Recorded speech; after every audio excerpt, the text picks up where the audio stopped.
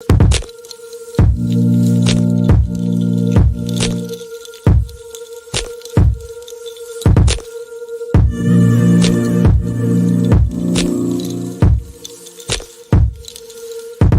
Power 1 and 2 Digital on this Monday, the 23rd day of October. Good morning to you. Thank you so much for joining us. Of course, full casting this morning. You just heard from Paul Richards. We'll hear from Richard Raghubarzing, Wendell Stephen. Ruben is back in the mix. My name is Steve Khan. All right, let's get straight into the meat of the matter, see what's happening with the WTs this morning.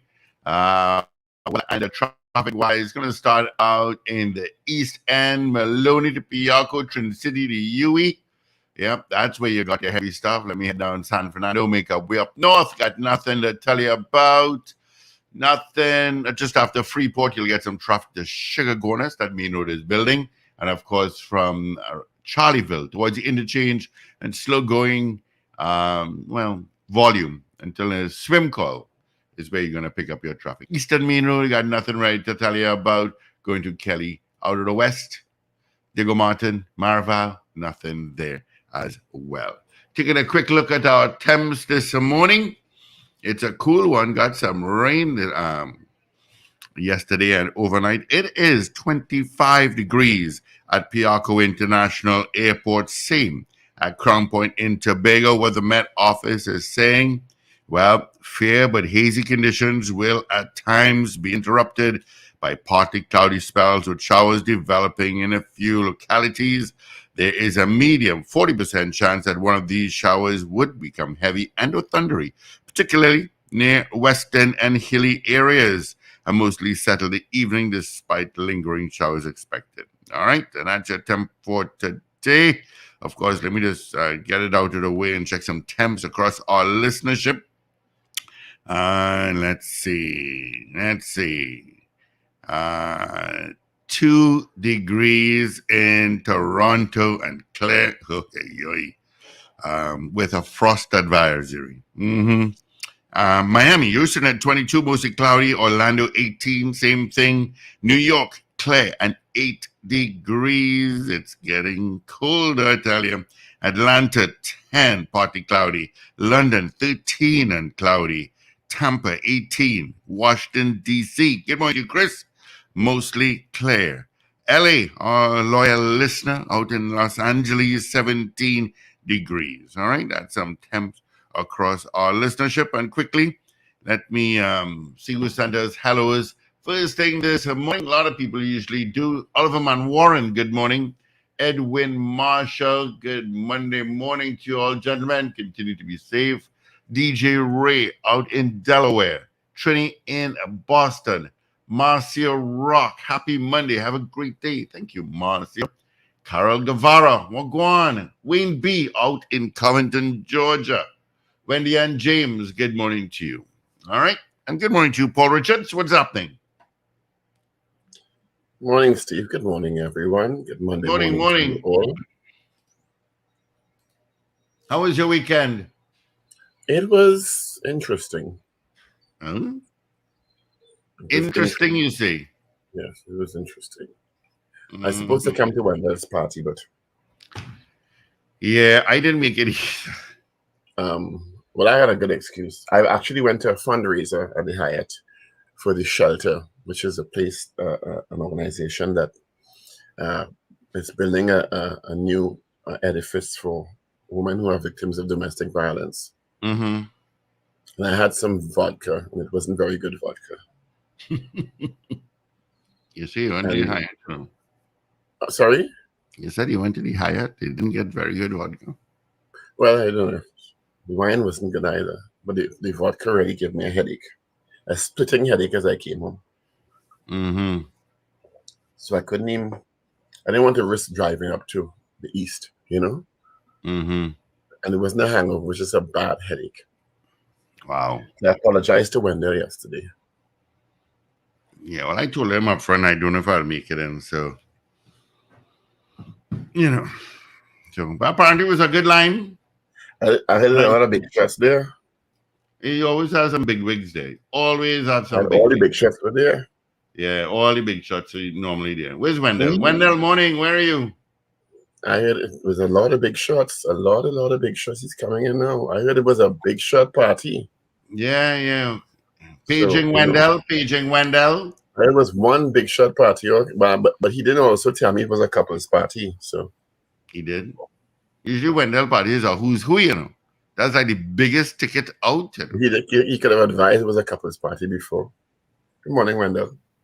Oh, there he is. Wendell, morning. Good morning, Steve. Good morning, Paul. Good morning, Richard. Good morning, gentlemen. Good morning, Trinidad and Tobago, and good morning to all our international viewers and listeners.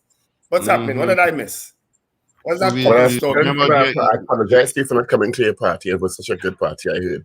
But you also didn't advise it was a couple's party. Couples party. Why would it be a couples party? Nothing I don't know. that I have or Oh, it wasn't a couple's party. nothing that Okay, I all right. jointly have. I stand corrected. Oh, anybody could come. Anybody could come by me. I don't care who you come with. You know, but it was a nice evening. Shaka and we heard it was Steven, a boss party well, with the I parang. guess as I I hear say, about it, you know. well, you know, anything I doing by me at that level will involve parang.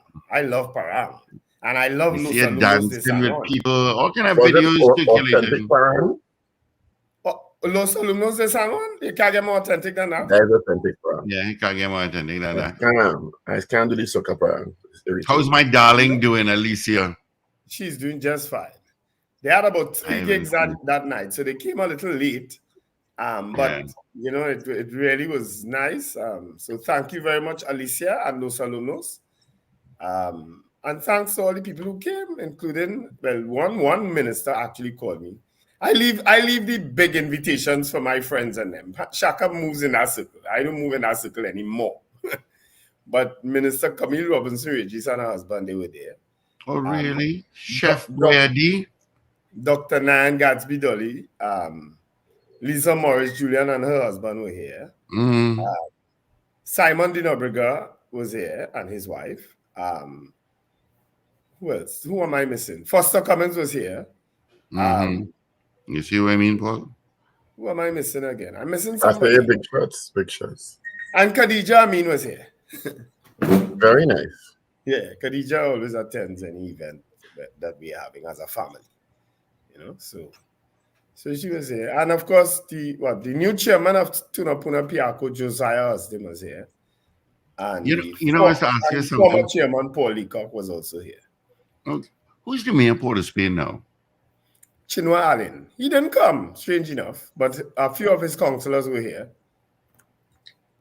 The deputy mayor, Bina Hartley, she was here.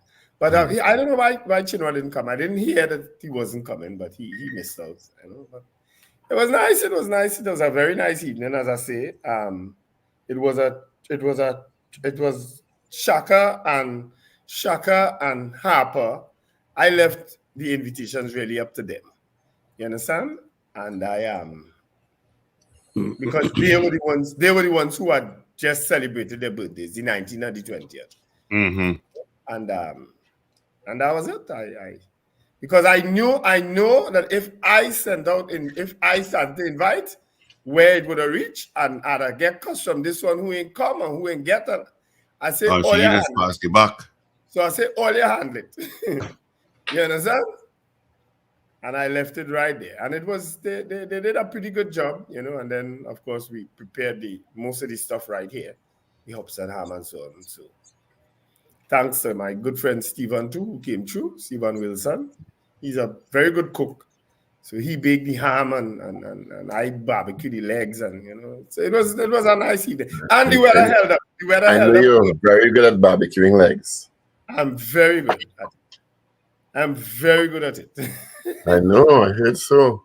I heard you have the sauce and you barbecue the legs well. You make sure they're quite heated and they barbecue to the right temperature, those legs. You know. Anyway, good morning to you, Trinidad and Tobago. Yeah. So yeah, good morning. It's I'm still a little nasal. Please forgive me. You know, but as I say, the weather also held up perfectly because during the day we had some rain and so on, and it was some nice weather, you know. So Boy, we had some rain yesterday during the lunch hour which in was Bal wonderful. area. I said, whoa.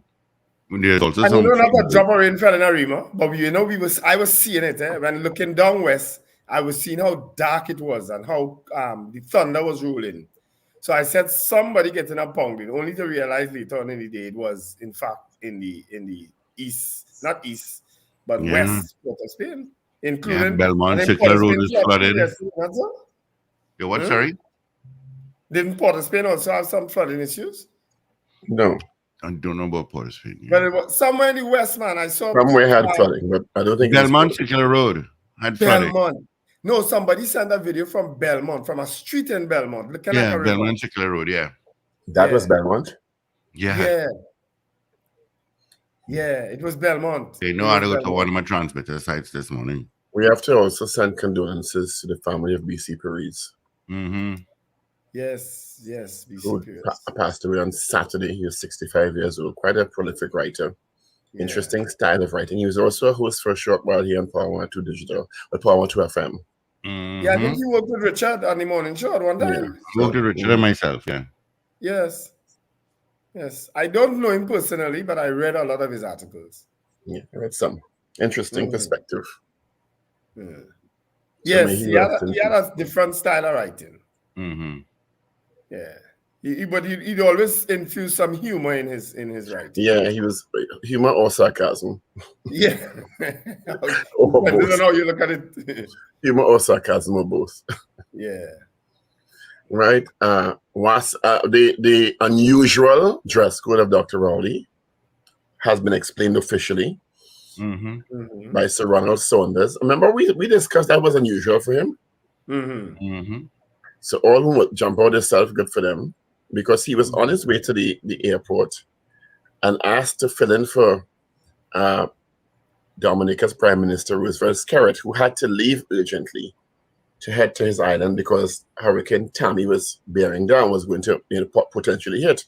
So Dr. Rowley was asked at the last minute, having already left his hotel en route to the airport, to fill in at the closing press conference.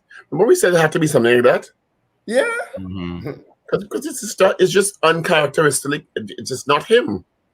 And so I don't know why so many people were attacking Dr. Rowley and because that's the nature of the politics in the island now, because every single thing, they can't even wait for a proper explanation and they politicize everything. That, for all his attributes and all his shortcomings, I have never seen that man dressed inappropriately since I'm following politics. Yep. You understand? Yep. Particularly when representing Trinidad and Tobago. Very correct. So and I told no brief or anything. It's just accurate. That's what we said. It was unusual, so it had to be some mitigating circumstance. Yep. And if they ask you on that level to fill in, we know you're not dressed properly. We know we didn't give you prior warning. He's going to, you understand? The important thing is the messaging as opposed to the imaging in many cases. So yeah. You know? Yeah. I don't know. But that should be I thought it had died a natural death on Friday, only for it to be resuscitated over the weekend. No, well, it was resuscitated because Sir Ronald Saunders sought to clear the air. You know, and even then, some people say, well, he should have run and put on should have borrowed a jacket. I mean, no. Really tragic incident. WASA is investigating an incident in which one of its workers, Kern Etienne, became trapped in a trench. What? While carrying out emergency repairs on a sewer pipeline, apparently the trench collapsed. Oh, crap. He was taken out eventually, alive, and taken to the San Fernando General Hospital, where he eventually succumbed to the injuries and died. You know, it's just like so tragic. Ooh, condolences to his family. But there was also another tragic incident in that the person who was held for the attempted murder of the deputy prison chief and the shooting of his driver and shooting at his daughter died. Well, you should have put a full stop. because one was an accident. Unless the young man who was detained and charged fell off a chair too and got a heart attack. When he died of a heart attack, that's what they said. But you know my spidey sense. You know my spidey sense. There can be precipitating factors that will make your heart feel to stop, eh? Yeah. My spidey sense tingle one time. You know your heart can only take so much, right? Mm-hmm. Yeah. I'll sip my coffee this morning, yeah? My spidey sense immediately started tingle because that fella wasn't going to survive in jail, in prison anyway. Let me tell you. Let me read the details of this. Let me hear this one. His name is Emmanuel Joseph. He was in the custody of prison officers, and his family wants answers.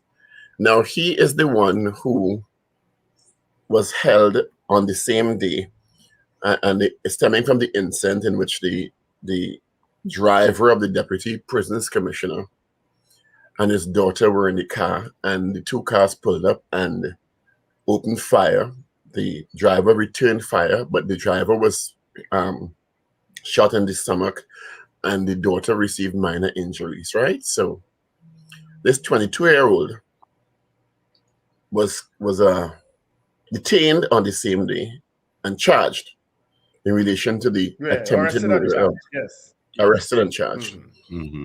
Attempted murder, right? And injury, because the driver was injured. He was actually shot. Thank God he didn't die, right? Right. So on October 11th, he was at a health facility. Apparently, he also the young man was shot because the driver returned fire, right? And he was but he appeared in court on Friday night. So if his injury was that life-threatening, he would not have been taken to court. Am I wrong in assuming that? Correct. Right? Because they would have stabilized him or read the charges statement in a hospital bed. So he appeared in court on Thursday and Friday night, and then was pronounced dead at 10:30 p.m. after being examined by Dr. Boutour. The cause of death was listed as cardiac arrest. When asked about it, Prisons Commissioner acting, Diopasat Amata, said he launched an investigation but indicated, open quote, from reports there are no incidents or signs of violence. So police are involved, investigations are ongoing. I can't say anything much. Everything is fresh and investigations are ongoing. As we said, Emmanuel Joseph was arrested by officers of the Northeastern Division on the same day as the incident in Barataria. Well, the incident happened in Barataria. And the police have also launched a parallel investigation into this young man's death. Well, darling, last you'll have that. Leave that right there. I have no expectation that anything will come out of that. None. Maybe he rest in peace. Probably had a heart problem, grew up with it, didn't know, and was going about doing these kind of crazy things, not knowing that he could possibly die from his heart failing. And he's dead. Punto final. I'm sorry to be so callous, but you know how I feel about some of these situations, right? And people would say, I think you're absolutely right. Yeah. I think that he was perceived to be guilty before being proven innocent.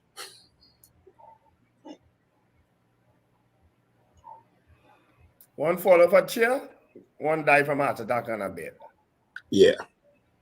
And you're right. I don't think that investigation is going to go anywhere. No. The other big news over the weekend, especially if there's cogent evidence that he was in fact involved. But he was charged. But even when someone is charged, they're innocent and they're proven guilty by a court of law. He didn't get a chance to reach the court to find out if he was guilty. No. Let's put it that way. No. Right? Because even in the case with Andre Barrett and the guys who were held, people just naturally assumed they had to be the guys, and that was the end of that. Nobody felt sorry for them. But in high stakes, high profile cases, because the country is so tense about crime, once somebody is held, Capo smoke the pipe, you know. Yeah. Yeah. So let's see how his family gets, if his family gets the answers they want.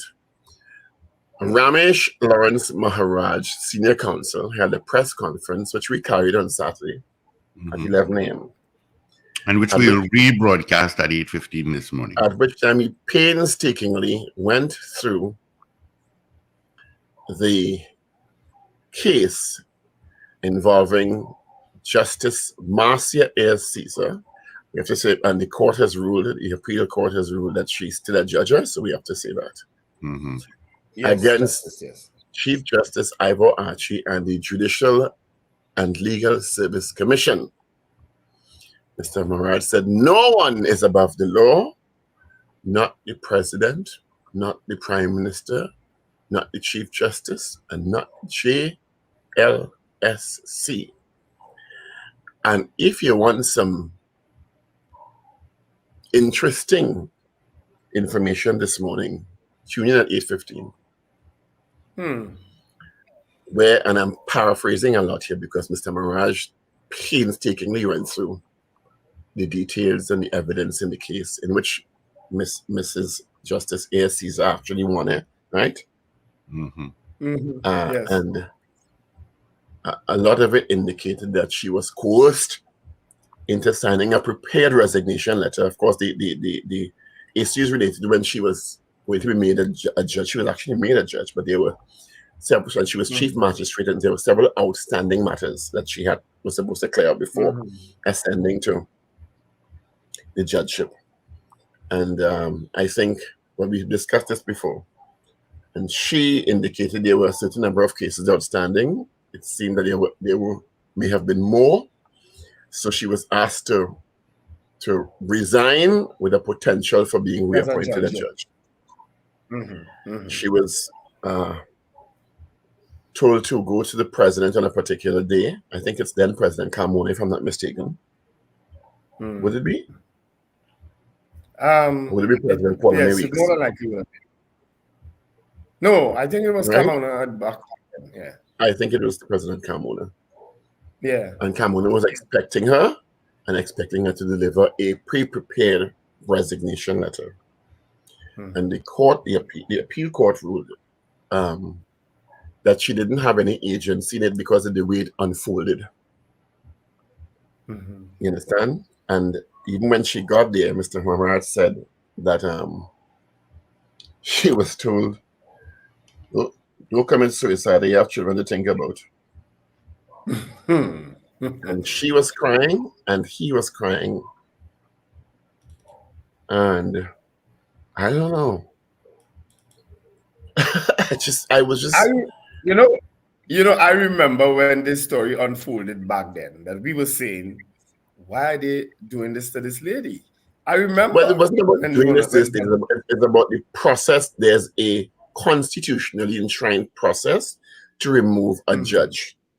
And there were several circumstances that led to the question marks about her appointment at that time. So I don't think somebody was doing it, but the process used to Paul, to rescind the appointment is the issue. Yeah. Right. But it also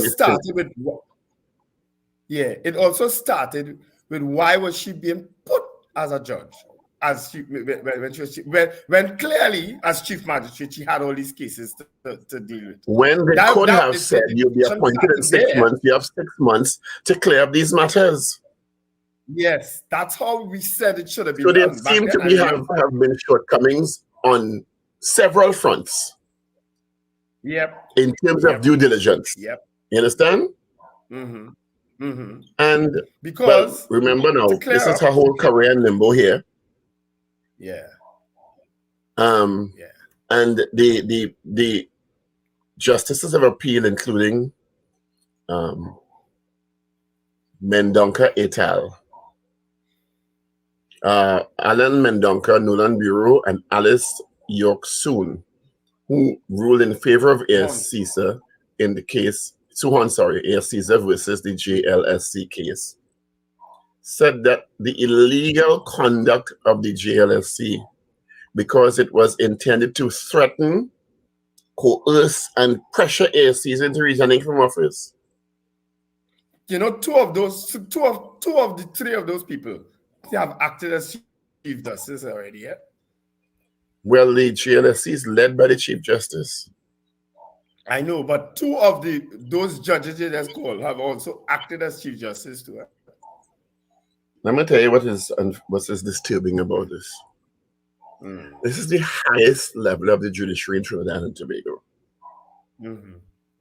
Sworn to what? Protect and serve? No, I'm just being facetious. Uphold the law and processes of the law. Not so? Yes. Sworn to uphold the law, and with that, seeking justice and processes of the law.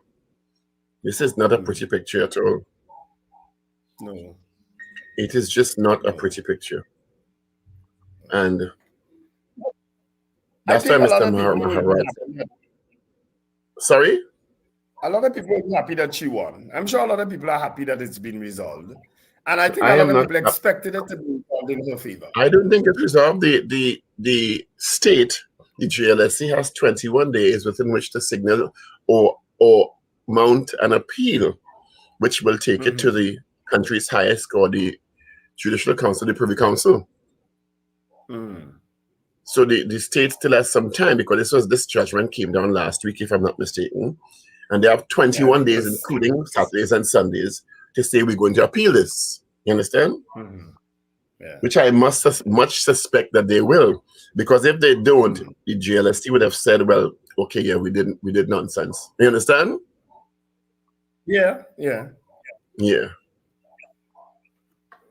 So, ain't a pretty picture for the judicial system in the country, because I mean, the judgment was pretty damning of the JLST. Yeah. Yeah. In terms of the way they handle this. Yeah. And Justice I.S. Caesar, I don't think she has been working since. Well, she can't. Working as what? Yeah. You can't work for 10 years after you come off the bench as a lawyer. You understand? Yeah. You're no longer chief magistrate, because somebody else had that position now. And your judgeship was in limbo. So working and doing what? Right. Yeah, that's what I'm saying. So that it must have been very tough for her. Yeah. There's your whole career in limbo, you know. Ay. I see Edwin Marshall say here, PM Skerritt didn't leave because hurricane was coming. He breaks in questions about the diplomatic passport scandal involving Dominica. But is there one? There's a diplomatic passport scandal. Well, I don't remember if Dominica was one of the countries, but there was a scathing report that I saw on Al Jazeera. And about 3 or 4 Caribbean countries that have this, what's the word? Citizenship by investment program. Right. Where people who have money can invest in the country and get passports, including diplomatic passports. And in some of those cases, those people are evading law enforcement globally and have diplomatic immunity from searches in several jurisdictions. And that is the nature of that passport. And as I said, I don't think Dominica is one. I can't remember if Dominica is one of the countries. But I mean, the expose literally named the prime ministers in the Caribbean. Fortunately, Trinidad and Tobago was not one of the countries fingered in that. Well, Dominica is one. It says the Caribbean state of Dominica has sold citizenship to thousands of individuals, including a former Afghan spy master, a Turkish millionaire convicted of fraud, and a former Libyan colonel under Muammar Gaddafi. The first detailed examination of the country's controversial golden passport scheme was found. That's an article from 11th of October. Yeah. So that is a bacchanal happening in the Caribbean. And these people, some of these people get diplomatic passports.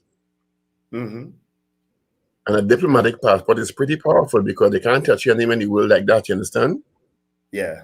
Yeah. I think the one that could stand corrected, the only thing that could trounce a diplomatic passport is a red notice. Well, I don't even know what is a red notice. So a red notice is when the international law enforcement community says, I want you. Like there was a red notice, if I'm not corrected, because I was on television at the time, issued for Jack Warren at one point. Right. What is a red notice? Google is your friend. A red notice is a request to law enforcement worldwide to locate and provisionally arrest a person pending extradition, surrender, or similar legal action. Yeah. It is based on an arrest warrant or court order issued by the judicial authorities in the requesting country. Yeah. I think that's the only thing and still I don't think they could extradite you like that.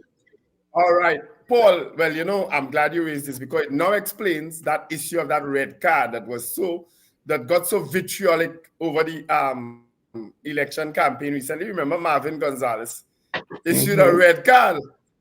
You didn't pick it up one time? No, I didn't pick it up then. Yeah, a couple of months too slow. I didn't pick it up then. I didn't pick it up. I didn't pick it up in the context of this. I picked it up in the context of football and a red card. No, it wasn't a football analogy at all. When I heard it, I knew exactly what he was talking about. But I now see what it is.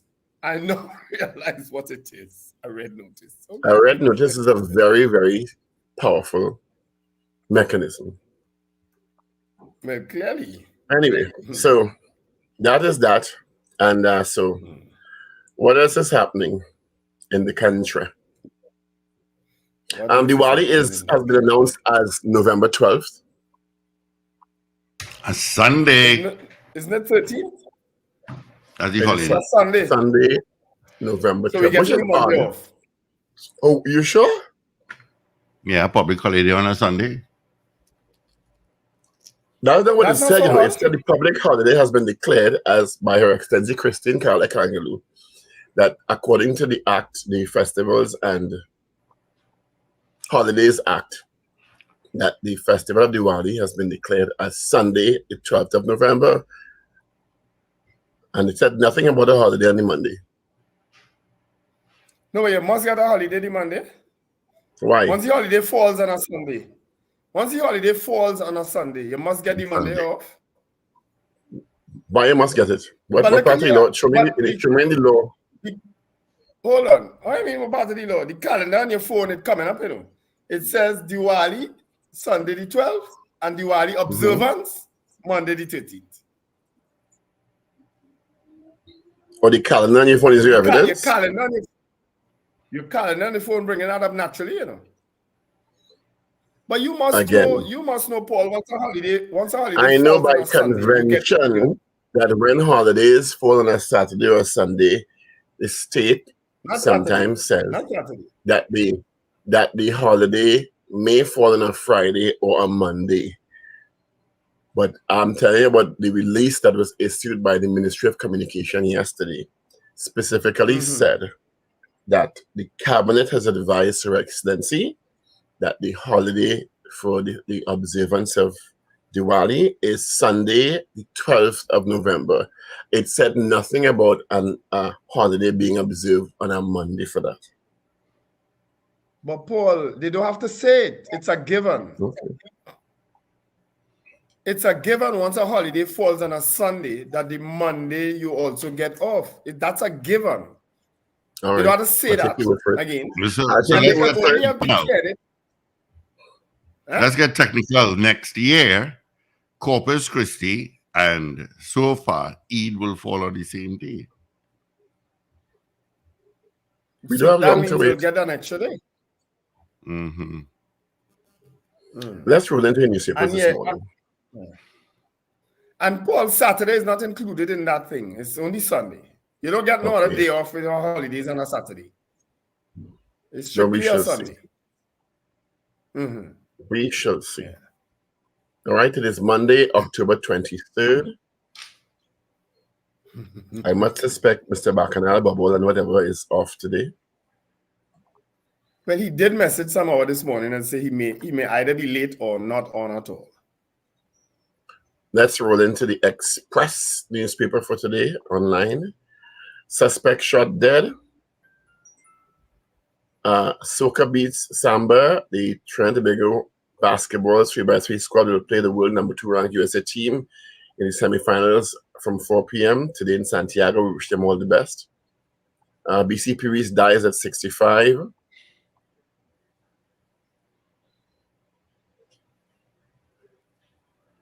Death after ordeal. Vandals torch effigy of Ravana. Falling debris kills Wasa worker. Consumers paying the price for TNTEC's inefficiencies. Don't blame PriceSmart for our error, says Republic Bank. I found that to be a very curious article. I find them making a lot of fuss about it, which is curious to me. Let's move to the Newsday. I also was very disturbed over the weekend. I don't know how many of you knew Graham Wilson was a music producer. He's the man who produced Blue for Tree Canal and Mud Madness and several other songs. And he migrated to Canada with his family several years ago. And I just was disturbed to hear he died over the weekend. Graham was one of the nicest people you'd ever meet. So condolences to his family. I saw Wendell Manwaring put up that post, but I didn't know who it was. He didn't put a name. He just put a face. I knew Graham very, very well. And I didn't know he was ill. Anyway. SDMS Lee condemns active desecration of religious site. St. George's College students, parents happy at new Valentine location. BC Pires, God and Me. Electrical problems shut off water for thousands across Trinidad. Bandits steal 2 safes during robbery at Freeport. Belmont residents hardest hit by Port of Spain floods. Moninal wants better signage on San Fernando Point 14 Highway. And the Venezuelans vote for opposition presidential candidate is a female person who's leading by leaps and bounds. So where one Guaido gone? No, they're choosing an opposition candidate to contest Guaido next year. Oh. So it's like a primary. Guaido is a favorite. Guaido is a favorite here, you know. Let's move to the Guardian online now. Wasa worker buried alive in trench. Family queries safety measures, authority promises probe. Mayor urges road network transformation in Port of Spain. Icon worker sent home as money dries up. Wow. Relatives want answers as man charged with attempted murder of prison officer dies suddenly. Of course, suddenly is a euphemism there. State pays $20 million in compensation for wrongful dismissals between 2019 and 2023. Bribes still passing at licensing. Maybe there's a question we're going to ask this morning. Do you think bribes are still passing at the licensing office? Malik dies after being shot by police. And Serrano Saunders defend Rowley's attire. Why are you laughing, Steve? Well, the Minister of Works and Transport has said the digitization of the licensing office has all but eliminated corruption at the entity. You know, am I wrong? They finally have debit card machine and thing there. Before it's only cash you used to pass at licensing. You know? True. So the question this morning could be: do you think corruption still exists at licensing offices? Well, don't use corruption. Let's go with the word bribes. Do you think bribes are still passed at licensing office? So bribe is not corruption. I know, but corruption is a bigger picture. Corruption could it's a bigger picture than bribe being passed? Okay. No, we talking here about the exchange. I have no problem with your question phrasing, Renda. I have no problem with the question phrasing. I'm just playing different. That's what you want to find out about. Do you think bribes are still passing at licensing office? Yeah. I was a victim of corruption. I wasn't a victim of a bribe. I was a victim of corruption already at licensing office, where a vehicle that was stolen from me was transferred in somebody's name. So that was inciting. That was corruption in licensing. I don't know if the person paid a bribe, but it ended up being a corrupt activity. My vehicle was the number was changed, the color was changed, and it was transferred to somebody else's name. Right. So it's 6:46, 14 before 7 o'clock. So when Steve wake up, he give us the results of the poll last week. I'm trying to get here. You go here. All right. So a couple of people coming up after the 7 a.m. news, we will have the head of the Police Social Welfare Association, Gideon Dixon, talking about police promotion bacchanal, which I left on the front page of the Express yesterday, and Professor Roger Hussein. Clearly, he has tenure of professorship now, so we have them both after the 7 a.m. news cast this morning. Yeah. Should I go ahead and pose the question? So let me give you the results of our poll from Friday. Friday, we asked you, do you agree with the Ministry of Education's expulsion? That is not the poll from Friday. No, it's not. That was Thursday.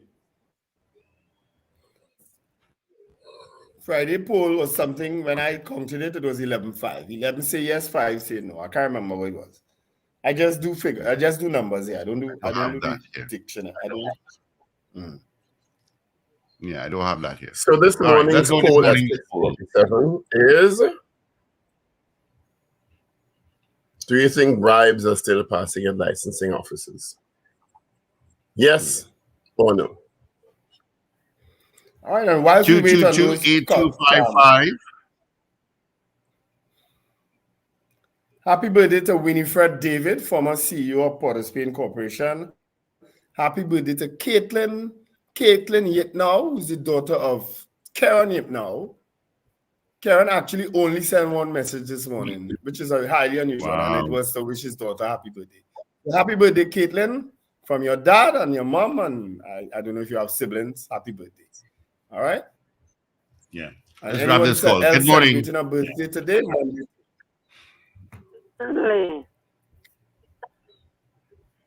Good morning.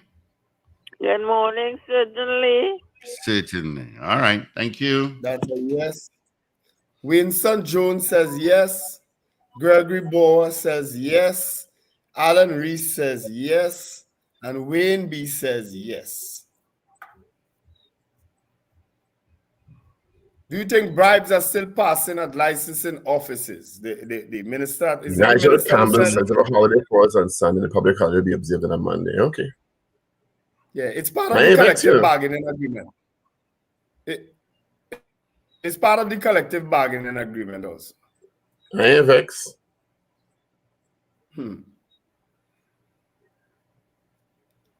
What story is that, Beauty Culture? What is that about? I'm not sure. Is that Rena Bunu Jennings online? What? Is not a picture came up there? At the bottom of the screen? Derek Parsons is saying, good morning to the Power Breakfast family morning. Dr. Richards and Mr. Wendell, both of you joked on what will happen to the suspect that held for the prison officer shooting. Okay. We were joking about it. Okay. We were being sarcastic, actually. But we didn't joke, really. Yeah? We didn't joke. We were being sarcastic. Yeah. About the heart attack diagnosis. No, he's speaking about when we were talking about it last week, when we said that something could happen to him. Remember? When we heard that the guy was arrested, we said we won't be surprised if somebody else fall off a chair. We did speak about that last week, only to read on the weekend that the man died from a heart attack. Yeah. You understand? What All right. Actually, yes, you're right. We did say he would probably fall off a chair or something. Yeah. Good morning, Anthony Tinto. Rena Budu Jennings says yes. Lorna. Morning, Lorna. Morning, Indian Kali. Yes. Gloria Gray. Yes. Morning, Rena. We saw your picture come up on the screen, that's why. So Lorna says yes. Gloria Gray says yes. 222-8255, toll-free North Americans, 525-1099. Again, Paul, all is you morning. doing that, right? Do you believe there's still corruption Mhm. in the licensing office? Yes or no? Paul, you highlighting the comments. Yes, it's not happening by osmosis. Oh, but I've never seen that happen before. I have power. Powers you think I have, I don't, and powers you think I don't, I do. Okay, so that's interesting. The viewers now on YouTube can actually see what people are commenting based on what you're doing.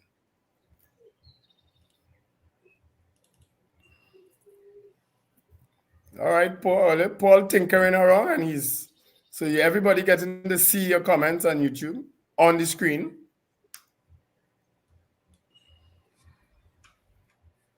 Powers you think I have, I do not. I put up the sarcastic ones too, I do not have, I do. I may not have.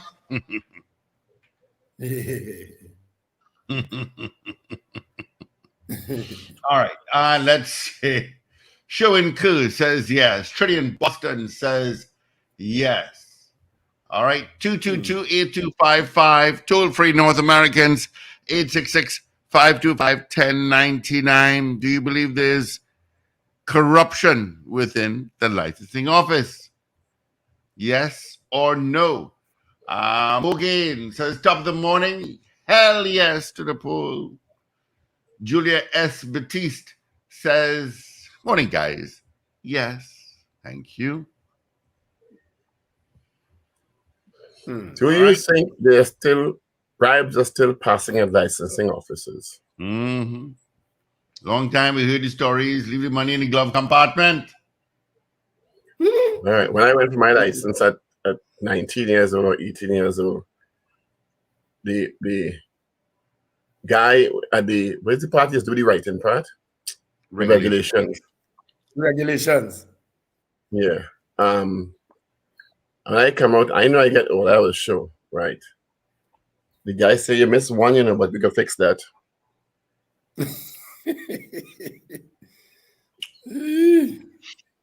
So was it fixed? Mm-hmm. Yeah, I went back a second time. Okay, I did. I actually went back a second time, and my sister at the time was working licensing. No, Yeah. I didn't have to do regulations twice. I did my driving test twice. No, the first time I went back. I said, well, okay. My foot was shaking. If I get it wrong, I feel. Let me come back next time. You know, you gotta come back and you can fix it. I say, how? Yeah, my 200. I say, okay, let me just go outside and come back. I'll come back just now. And I went home. 200 was like 200,000 back in that day. Yeah. Brenda Isaac. 3 weeks after, and he wasn't there. How did you find out? And how did it end? I said, no, I ain't paying you no money.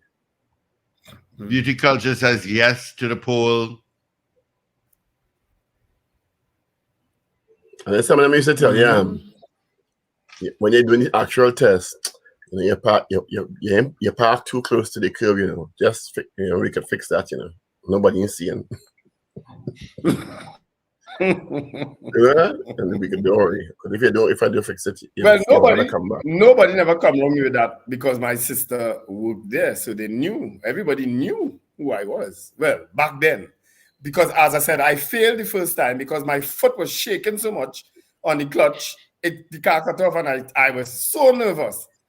And the licensing officer watched me, and he kind of wanted to give me a chance, but then it happened in the yard. I didn't even reach in the road.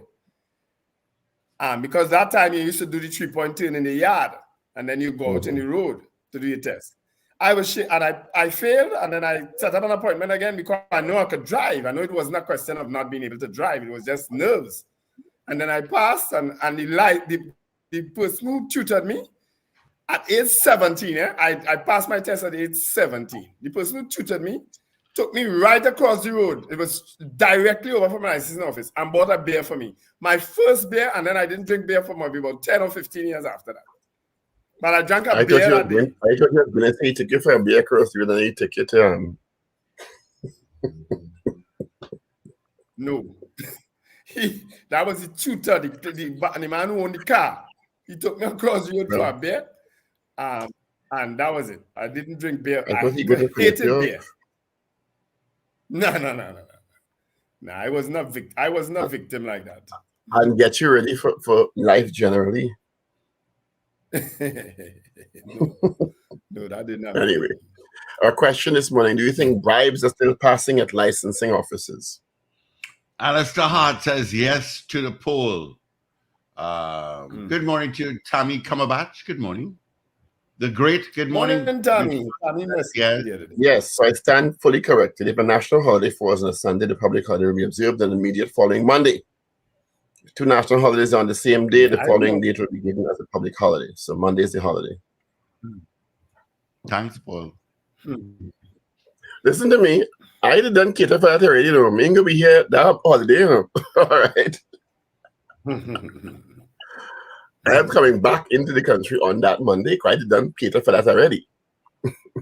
Oh, okay. Mm-hmm. Yeah. I mean, a nice I know long my weekend. son. I think my didn't son check is off that traveling. long time. Where you want to go? New York? Let's check the price for New York tickets, man. Let's check it. That ticket bought already, partner. Oh, okay. So you need me to check it. No problem. No problem. 222-8255. Toll free North America. It's 866-525-1099. Do you think bribes are still passing at a licensing office? Yes or no?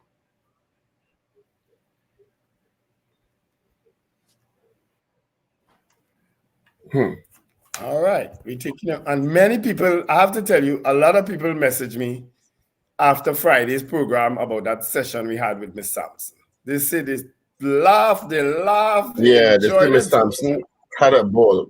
They make the weekend. Yeah. Yes. Miss Sampson and then bats that bat she have here. The bats that coming through the back door. The back door bats. Oh, They're giving us stress about she count them too. Mm-hmm. She said about 50 bats. You understand? And we saying close the door. I think no, it's she want 30, to breathe. She want to close the door. I think it's 30, she said. 30, 50. I'm surprised you know bats in the backyard too. What things, you know? She probably does. Well, Let's grab this call. Good morning, caller. Good morning, Steve. Morning. Gabby says yes with the letters. All right, Dabity. All right. Thank you. Beefy Smith says yes.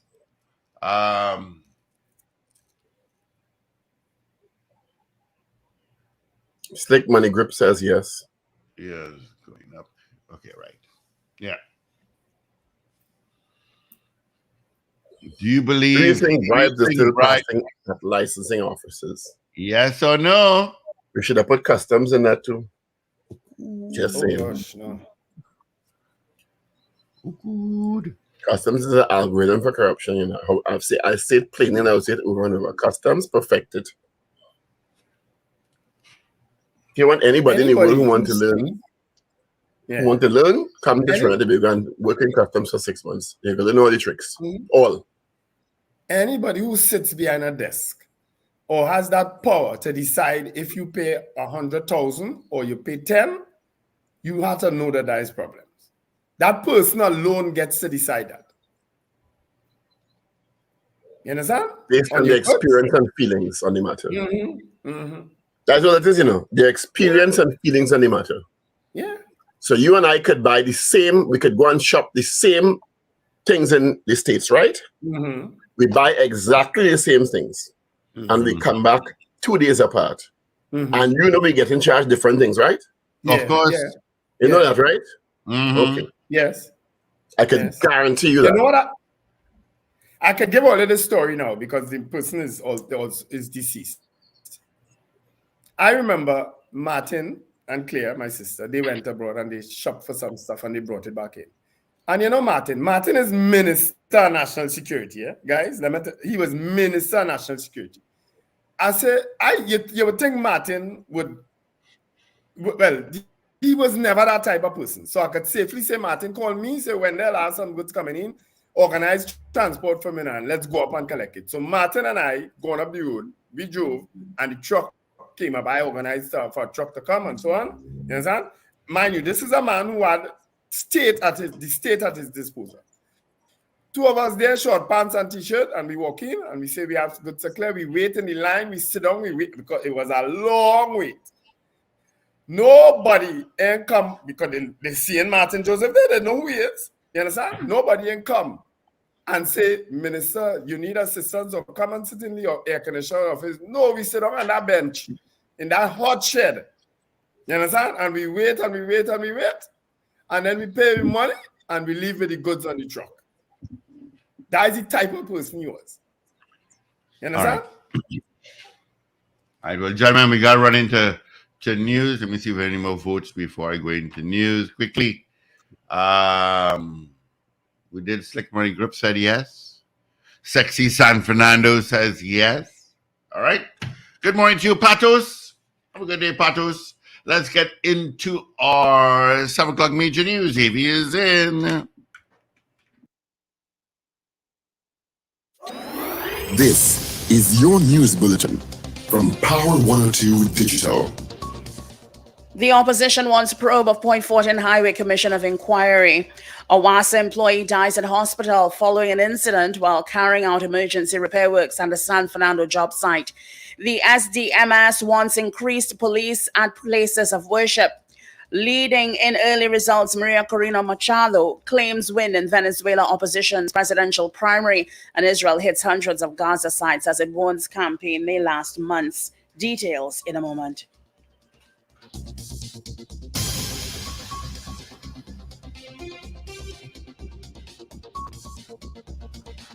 This is News 7 o'clock on Power 102 Digital. I'm Avril Sintel-Bab. Good afternoon. Good morning.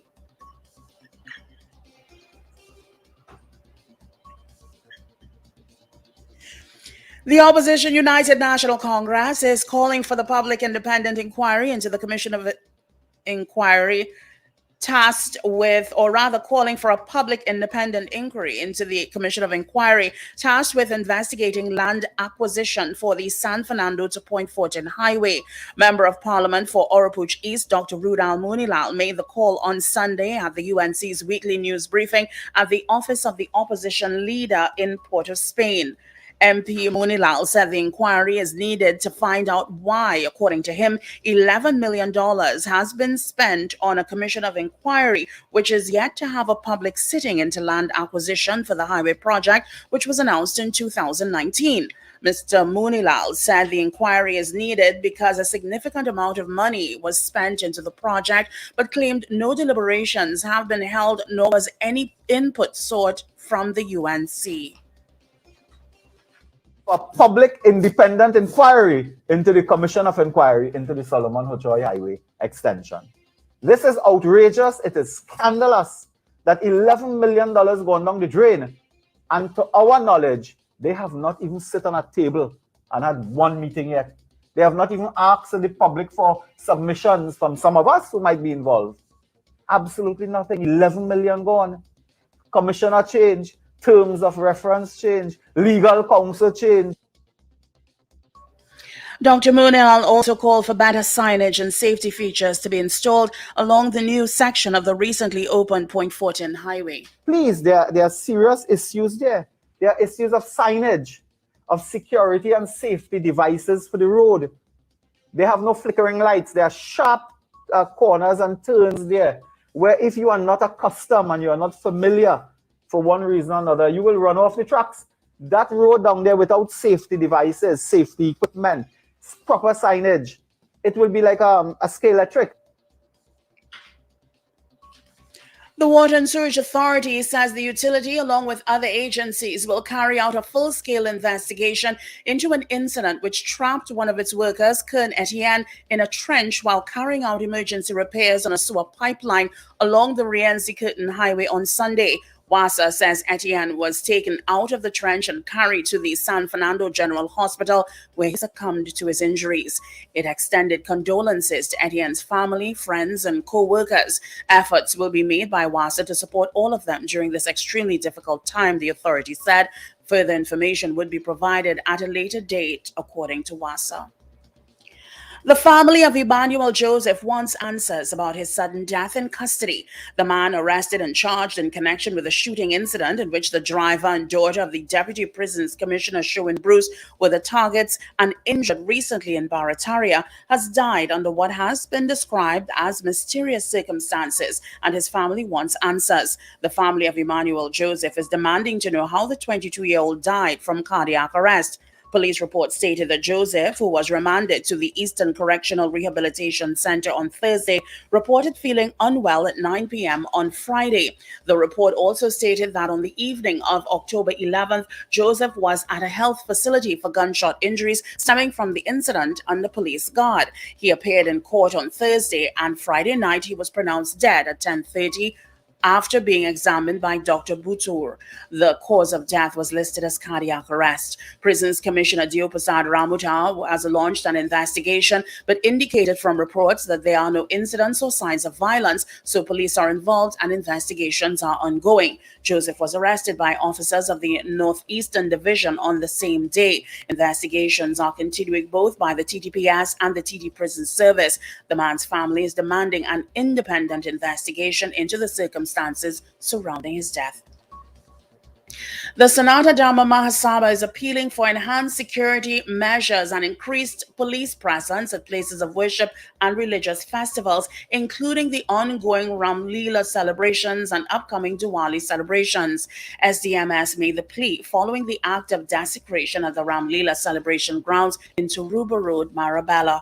It said acts of vandalism and disrespect towards cultural and religious events not only hurt the affected communities, but also harmed the rich tapestry of the nation. The SDMS said it remained committed to promoting religious harmony, understanding, and unity within the diverse society. Officers of the Eastern Division have arrested 6 persons for violations, including marijuana possession and possession of camouflage clothing. During several anti-crime exercises conducted in the Sangre Grande Division, officers targeted Eastern Main Road, Sangre Grande, Andre Street, shops of Kunapo, the Sangre Grande Market, Damari Road, and Northeastern Settlement. A total of 527 grams of cannabis were found and seized at various locations during these exercises. You are listening to news on Power 102 Digital to 7 o'clock. Regionally, media reports say former lawmaker Maria Corina Machado is leading the vote count in the Venezuelan opposition's presidential primary by a huge margin and has claimed victory in the Sunday contest with final results pending. The primary's organizing commission said Machado was tallying 93% of the vote, with just over 26% of the ballots counted around midnight. The vote to choose a unity opposition candidate to face President Nicolas Maduro next year came amid pledges by the United States to roll back sanctions relief if the government fails to lift bans preventing some opposition figures from holding office. Machado was tallying 93% of the vote recently. Further afield, Israel says it hit 320 more targets in the Gaza Strip, while Palestinian authorities say homes were hit without warning. Israel's defense minister says the campaign could take 1 month, 2 months, or 3. At the end, there will be no more Hamas. In Gaza, another 14 aid trucks arrived on Sunday, but the United Nations warns that much more is needed. Western leaders have reiterated their support for Israel while issuing a renewed call for civilians' lives to be protected. Well, finally, here is weather news for the period today till midnight. Trinidad and Tobago, fair but hazy conditions will at times be interrupted by partly cloudy spells with showers developing in a few localities. There's the medium chance that 1 or 2 of these showers would become heavy and or thundery, particularly near western and hilly areas. A mostly settled night, despite the lingering showers, is expected. In the event of the heavier shower or thunderstorm, gusty winds, frequent lightning, and street or flash flooding are possible. Look out for a forecast maximum temperature of 33 degrees Celsius, both at Piarco International Airport and Crown Point, Tobago. Currently, it's 26 degrees Celsius at Piarco and 27 at Crown Point. Recapping your headlines to 7 o'clock, opposition wants probe of Point Fortin Highway Commission of Inquiry. A WASA employee dies at hospital following an incident while carrying out emergency repair works at a San Fernando job site. The SDMS wants increased police at places of worship. Regionally leading in early results, Maria Corina Machado claims win in Venezuelan opposition's presidential primary. And further afield, Israel hits hundreds of Gaza sites as it warns campaign may last months. I'm Avril Sindel Bab. That was news to 7 o'clock on Power 102 Digital. Look out for more news in detail at 12 noon today and an update coming up at 8 o'clock this morning. For more details, log on to power102fm.com.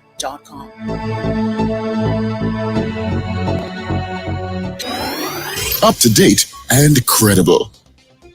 Power 102 Digital.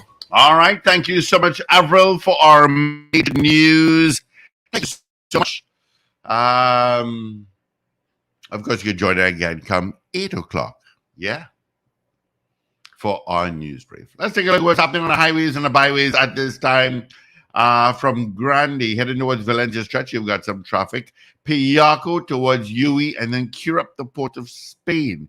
Going to Kelly Village and Southern Main Road through by Chin Chin Road and Ibis Gardens towards Curepe. You've got some traffic. Mocha, Diego Martin, going up Lady Young Road. You've also got some traffic. Let's head down south. Not as bad as it normally is. I will tell you that much. Golaconda Connector Road from the Solo to bypass. That is got most of your traffic. And from the M1 Tasca Road, you've got some traffic there as you head to Naprima Mayaro Road. To beginning to build. Head up north on the Solo. See what you're looking like. Rivulet Road is not too bad. Leaving Coover to Chase Village on the main road, you've got it. So it's not too bad. Just Charlieville towards the interchange is where you got your traffic. I got one accident to tell you about, some minor accidents on the Southern Main Road by Spring Village. Somewhere around where Motor Live is, somewhere around there. That is where I've got a little accident there. All right, gentlemen, let's see if we have any more votes. Kurt Rojas, good morning to you. And good morning to Anthony Tinto as well. Yeah. All right.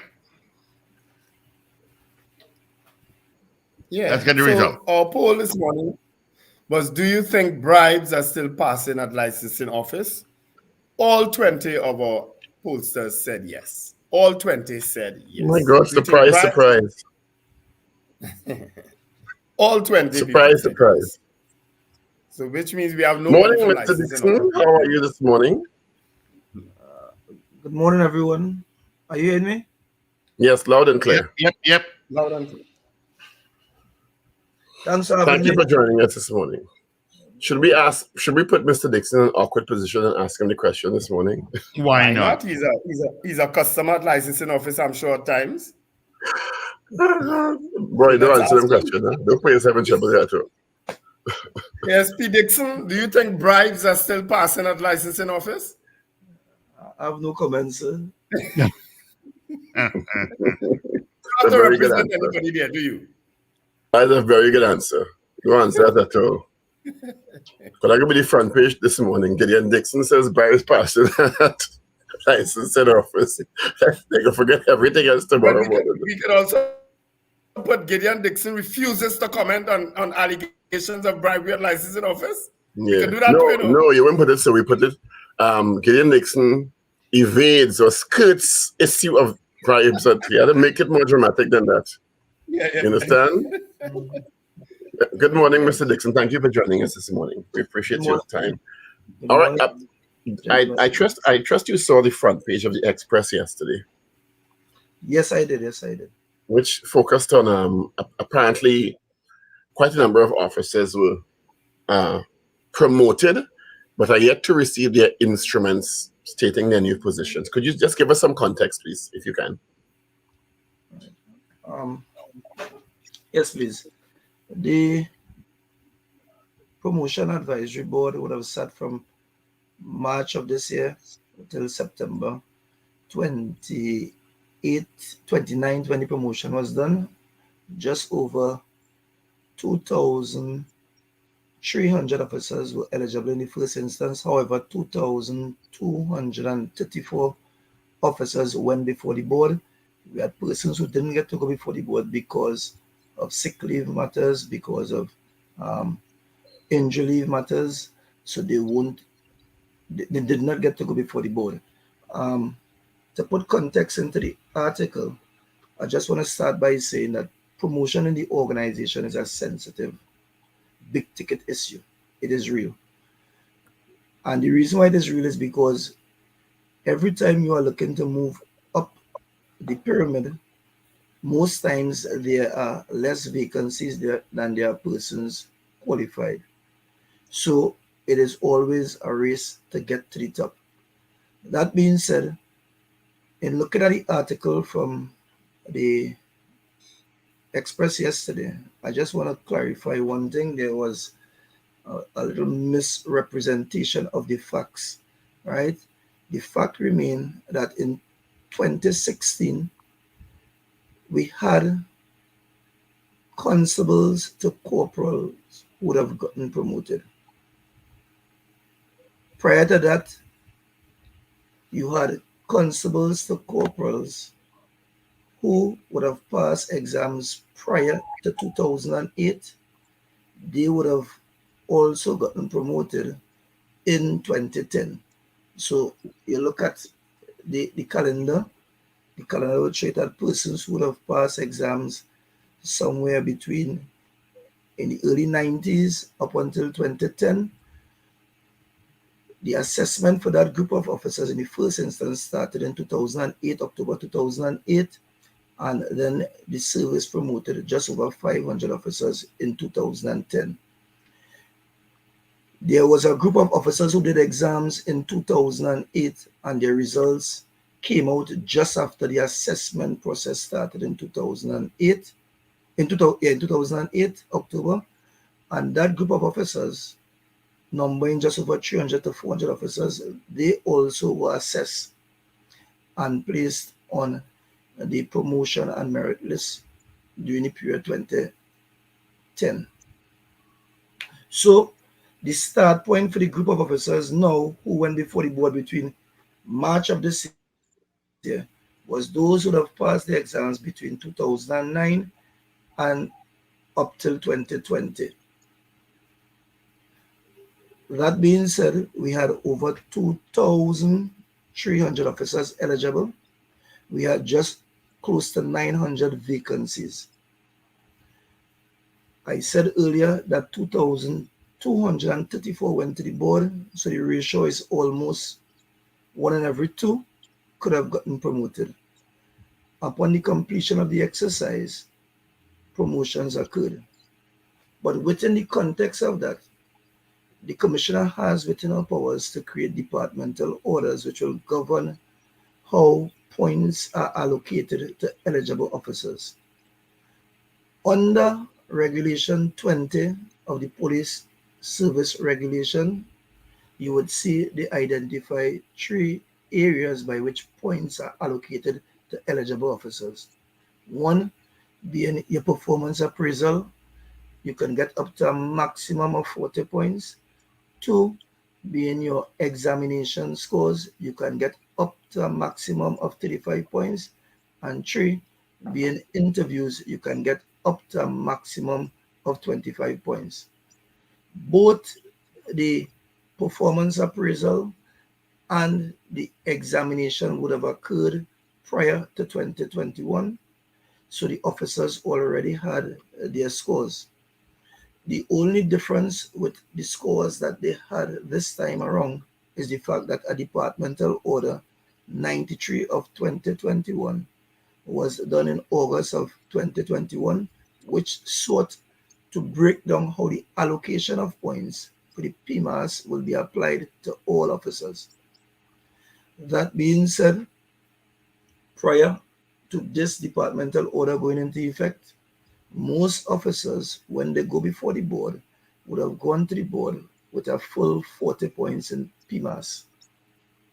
That in itself was considered to be not fair to many and not in the best interest of the organization and the persons who we serve. And we are operating in a meritocracy system. So the departmental order, which was created by commissioners of police, would have been put there to filter, to streamline those who are working and those who have experience and those who have academia, everything was captured there so that it will be able to churn out without subjectivity, those persons who should meet the threshold to get promoted. That occurred together with your exams where it was proportioned based on out of 100, how much points you make in the exam, you would get a proportionate point out of a maximum of 35. So then all that was remaining is the interview. So the interview process started in March, it finished in September. The board would have gone over and beyond in a short period of time to assess the greatest number of officers the organization have ever had to assess. Additionally, the board would have even gone as far as going to the prisons to assess officers there who have not been convicted but are waiting their day to be tried, and those persons also made the merit list. But even with making the merit list, you are not confirmed until you are in a working place or a working space. So those persons have not been confirmed yet. So in the absence of the confirmation, is it that the workers, the officers do not start to receive the benefits of the confirmation in this new position? It's an excellent question, and the answer to that, the officers will be receiving their remuneration come October month in here. Additionally, the commissioner have already transferred officers to different places within the organization, particularly where the fight against crime is very, very real. The officers have been placed on the blue line patrols. They have gone to the divisions. So there have been some reconciliation of our strength and deploying of the strength to be able to address the scourge of crime, especially in this last quarter of the year. So officers will be getting their new salary this October month. I'm glad you said that, because one of the questions that arises to me is, and I'm all for officers studying, improving their academic skills and training, and also the experience, I guess, as the more years you stay, the more you're supposed to learn. But it's not only a question of the officers improving their credentials and getting better packages. Do you think that the training or this new level, so suppose you have 15 new sergeants in the promotion, one would expect, because you have these more people in these higher positions, there are more skills that are brought to bear in the fight against crime. Is that happening, or is it just a formality? Well, again, there's another good question. Because we operate in a regulated environment and we have some established practices and culture, you would find that the greater times you have persons who continue to uphold what the organization said it's supposed to be done this particular way. This is the way it had to be done, and only that way. So training also is branded that way. From where we sit, we believe that there is not only one way to achieve a set result, and then sometimes the situation back then might have warranted it be done that way. We have to be able to be innovative, we have to evolve, and we have to use new techniques and trends. So it is about churning out different type of leaders to treat with what is existing presently. That statement implies that it doesn't seem that you or some officers believe that the service is innovating or evolving fast enough to deal with the present crime situation, which is also evolving. Right. So we have embarked upon transformation of the organization since 2007, and I could say that the group of officers now who are sitting as the senior superintendents and acting assistant commissioners of police, numbers being small, were the first real batch of officers to go through the meritocracy promotion. The expectation is high of them. However, what we are witnessing here is years of culture being set in train. So they have a task to see if they can impact that culture that has been there. So for instance, in the article, it spoke to the promotion came like a thief in the night. Persons were called between 10 in the night and 5 in the morning to be told that they had to go to USC for 1 p.m. Now, there are us and also the association who holds the view that that could have been done differently. So we would have recommended that we could use technology to inform all the officers that you have been successful and you are required to attend a function at USC for 1 p.m. You send an email to them. So you could have informed everyone instead of persons being up the entire night waiting for this particular call. No, that is how it was done prior. So we are thinking that we must learn from the events before, but we must also learn with a view that understanding that it robbed officers and their family a night rest for those who were off that particular night. It caused a level of stress and anxiety that was unnecessary. A simple email, because you had everyone email, could have gone and served to warn everyone, and they would have appeared the same way too. But Mr. Dixon, I know back then emails wasn't such a big thing, but I want to ask you, who comprises the board that conducts these interviews for officers? Well, the board is a construct of the regulation, and I will just read it out here for you quickly. Construct of the regulation and also the Police Service Act, right?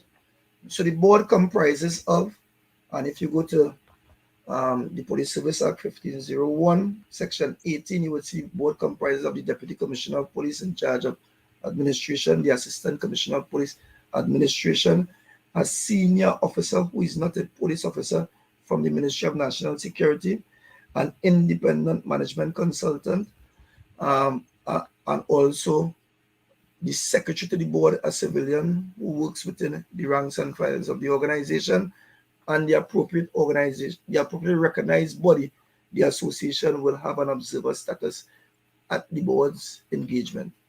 So 3 of those people, based on what you did, are not police officers? Yes, sir. Okay. So that brings some objectivity to it. What's the way forward to this?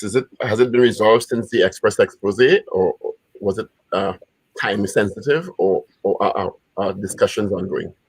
The express article spoke directly to we having disgruntled officers, and again, another opportunity is created for the organization to learn from episodes of promotion. I myself was not successful in 2006, having passed exams in 1999. I wasn't successful when they applied the point system. I fell short, but mentally I am strong, so I pivoted around that and was able to say to myself, next time assessment comes, I will not be a victim. I must be within the considered numbers. The organization has an opportunity pre-promotion assessment to prepare the officers. I am aware that some senior officers did it in terms of having briefing sessions with both the social workers and also individual sessions with officers who had an expectation, having probably acted for a period of time, or even for those who had eager anticipation of being successful. So you need to do that before. You also need to do it upon completion of the exercise to debrief the officers, because your expectations sometimes do not materialize, but not everyone is strong enough to continue, because when you see someone younger than you, someone you might have train and lend your expertise to reaches ahead of you, you sometimes feel lesser than. And that is human being, and it's understandable. So again, the organization has a part to play where that is concerned. Well, it's also a culture change too, because people have come to expect that because you're there 20 years, you're entitled to X and Y, whether you've been working or improving yourself or not, and that shouldn't be so. That's not meritocracy. You are correct, and that is what we are also, and as a body, both as the association and even the organization, to impress upon our officers. There is no entitlement to promotion.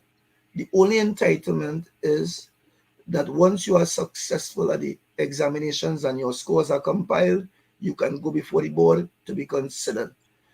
Now, even with the consideration, a merit list is generated. The merit list being generated does not mean that you are entitled to get promoted. And also performance on the job. It can't be just an exam.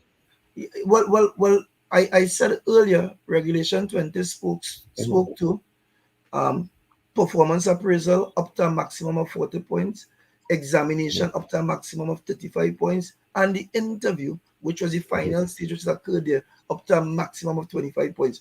So it's all those three pieces working together to be able to churn out what the organization and the public would want to expect as your best officers to go and do the job. Now, that in itself, there are no guarantees.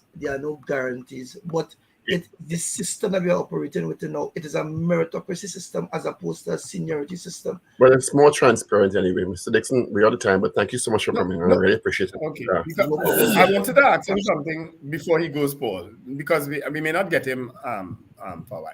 And I know a story broke on Friday, Mr. Dixon, about the arrest and charging of the head of the PSB, Ms. Suzette Martin. You care to make a quick comment on it?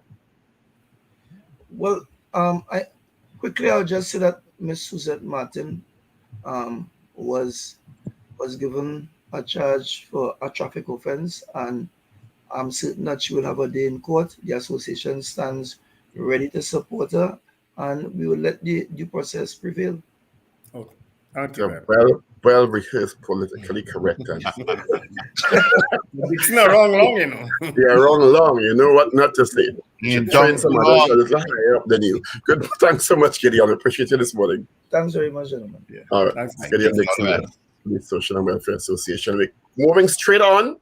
Let's roll into our next interview. Let's welcome Professor Roger Hussein. First of all, congratulations, Professor. Yes, morning, everyone. Thanks. Morning, Professor Hussein. Clearly, tenure has moved you up the ranks. Well, yes, thanks. It's a big deal. Thanks. Is that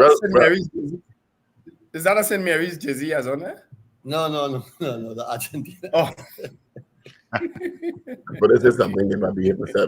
Professor Hussein, of course, budget was just read. It's still being debated presently today and tomorrow and Friday in the Senate. Let's get your first overall impressions of budget 2020 for fiscal 2024.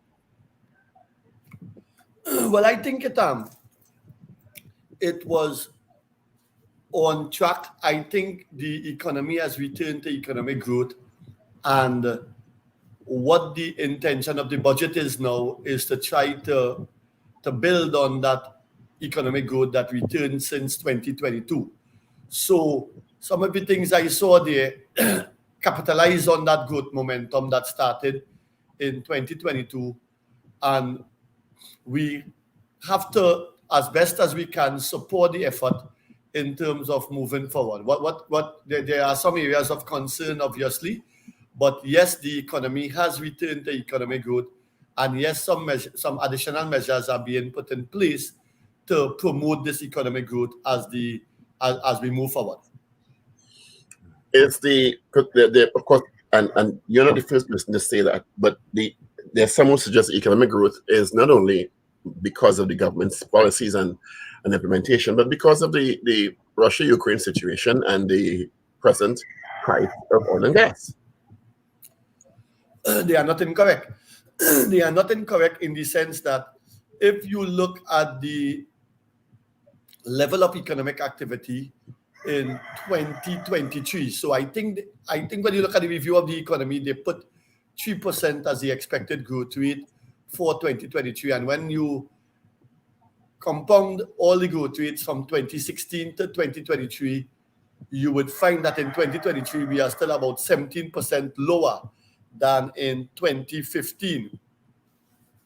What you would also find is that barring 2022, the production of natural gas today, which has a very high correlation with the level of real GDP, and the level of oil production is considerably lower than in 2015.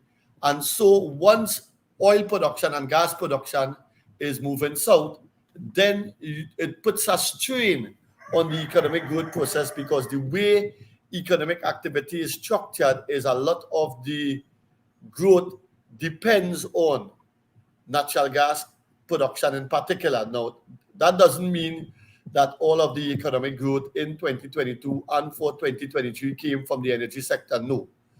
The economic growth we saw in 2022 and 2023 also came from other sectors, one of which is the manufacturing sector. The manufacturing sector, excluding petrochemicals, has been progressing, and that's one of the best pieces of news, I think, coming out of the economy.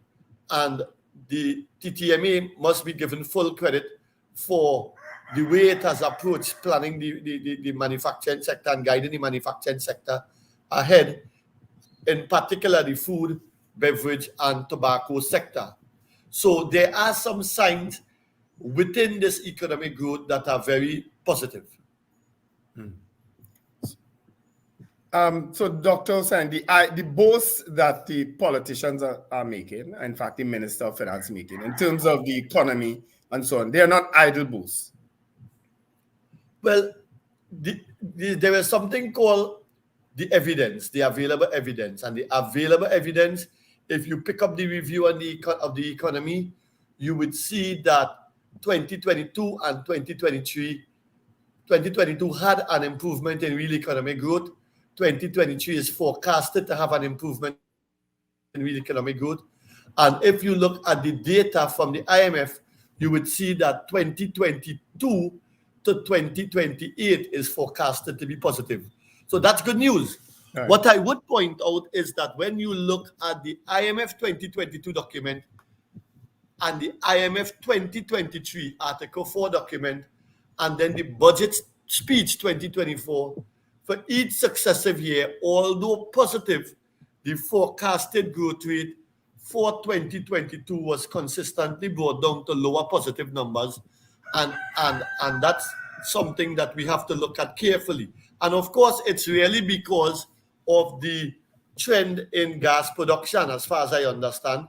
Because of the trend in gas production, we have seen successive forecasts lower the values that they see for economic growth in 2022. And after 2023, the numbers that the Minister of Finance called, I believe, for 2024, he called 2,600 MMCF per day of gas. And for 2025, he called 2,500 MMCF per day of gas, as compared to 2,683 MMCF per day in 2023 as we speak. So that the decline in gas production, given the significant and very high correlation between gas production and real GDP, obviously leaves great room for concern, in particular given the trend in the availability of foreign exchange in the economy. In the midst of all of this, if I may continue, you can stop me when you want. In the midst of all of this... I just wanted to also get your opinion on the unemployment rate. I think it's 3.5%. They said it was. It seemed to be a figure that would have disturbed many people. Yes. In fact, I think the unemployment rate tells the best story of the Trinidad and Tobago economy in my view of the facts. So I believe it was 3.7% that was mentioned. And that's an exceptionally good unemployment rate. It's probably one of the best in the world. But what you have to look at, we have a situation in the labor market where the economically inactive population, as we speak in 2023, using second quarter data from the CSO, the continuous sampling survey of the population, the economically inactive population is over 450,000 people, if I remember the numbers correctly, and that's significantly up from about 355,000 around 2005. Now, so what you find is that in some cases, when people become unemployed, they do not enter the labor force, as the labor force consists of the sum of the employed and the sum of the unemployed. They do not remain in the labor force as unemployed. What some of them do is they come completely out of the labor force and remain as economically inactive in terms of the numbers I am seeing from the CSSP. So when you hear the unemployment rate and you see it as at 3.7%, it's important to note that right alongside that, there is a very buoyant economically inactive group, and this is reflected in a low labor force participation rate for the Trinidad and Tobago economy. I believe the minister put it at quoted it at about 56% or thereabouts in 2023, and that's compared to a regional average somewhere around 65%. So we have a lot of work to do in the labor market in that regard. So the labor market, the unemployment rate may show up as one dimension, but there are other aspects of the labor market that we must look at to paint a wholesome story. I hope that makes sense. But how dependable are those figures, though? I suppose that would be the issue. How dependable is that data?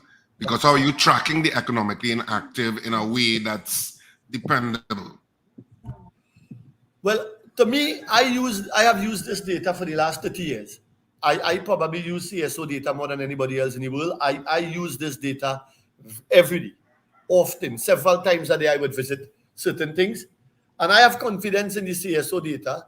And what I see is aligns with what I understand is the structure of the economy. Another aspect of the data, if you look at the data coming out of the review of the economy, you would see that there is an increase in non-tradable production in relation to tradable production. And that doesn't surprise me either, as because there are a block of Venezuelan workers here, and a significant aspect of these Venezuelan workers are not registered. When you are not registered, you tend to work in the informal sector of the informal part of the formal sector, or you tend to work in the non-tradable sector. And what we are seeing, if you look at the output, I looked at it and I actually calculated it over the weekend. The non-tradable share of total employment is rising, and the non-tradable aspect of total output is rising, and the non-tradable sector tends to have a high degree of foreign exchange dependence, so that the situation in the foreign exchange market doesn't surprise me either, given the growth in the size of the non-tradable sector in 2023 as compared to, say, 2005 or 1996, some previous year. I'm not hearing you, eh? I'm seeing someone speaking, but I'm not hearing you. A lot of times I think people wonder how dependable data is, that because there have been criticisms before on the CSO, and I know it has been something that has been identified by agencies, international agencies, for improving in terms of government analysis of the economy. But you have indicated that you are satisfied over your 30 What I would say to you in that, if you look at the IMF comment, which they make every year once the Article 4 comes out, I don't think I ever saw them comment on the quality of the data. I think they comment on the range of data and on the speed at which the data comes out. And I'm sure Paul would know this, because you would see sometimes the CSSP in the past, which we depend on for labor market data, it would come out with 2, 3, 4 time lags. Today, we have second quarter data for 2023. The minister did quote from it, And so there have been some improvements. And I track these numbers. I look at these numbers all the time. I think they are consistent over the years, so that the 3.7% unemployment rate to me is correct, but it must be taken in the context of the size of the economically inactive population, which is where the perverseness in the labor market lies for me. Well, I'm glad you mentioned that, because I don't know. I had to step away. I apologize for a while. And the issue of employment, full employment, is one thing, but the issue of underemployment is something else. And what are your comments on the underemployment, given the huge investment in training at the postgraduate and the graduate level?